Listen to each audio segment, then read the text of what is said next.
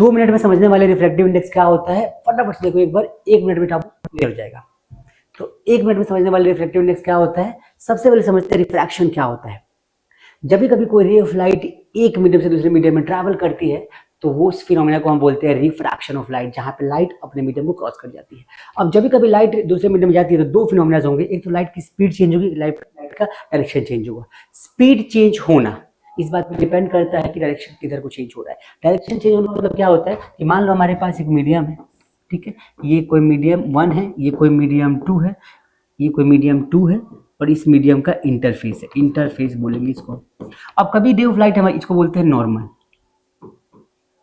ठीक है। जब भी कभी कोई रे ऑफ लाइट इस मीडियम से पार करेगी तो इसका एक्चुअल पाथ तो ऐसे ये वाला होता है, लेकिन लाइट या तो ऐसे जाएगी या फिर ऐसे जाएगी, मतलब कि इस नॉर्मल से दूर चली जाएगी, नॉर्मल के क्लोज आ जाएगी।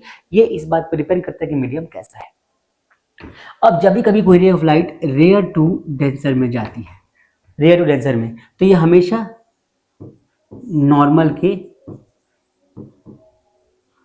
टूवर्ड्स बेंड हो जाती है।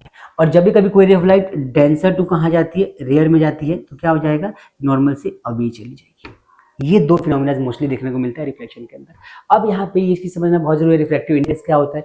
तो कभी भी कोई रे ऑफ लाइट अपना पाथ चेंज करती है तो कितना पाथ चेंज होगा, कितना एंगल का चेंज आएगा या कितना उसका पाथ में डेविएशन आएगा, ये जो शिफ्ट होता है, वो शिफ्ट को हम बोलते हैं क्या, रिफ्रैक्टिव इंडेक्स। बेसिकली शिफ्ट को तो शिफ्ट ही कहते हैं, लेकिन रिफ्रैक्टिव इंडेक्स ये बताता है कि कोई भी लाइट अपना पाथ किस हद तक चेंज कर सकती है और कितना नहीं करेगी। दो मीडियम का रिफ्रैक्टिव इंडेक्स हमेशा फिक्स होता है।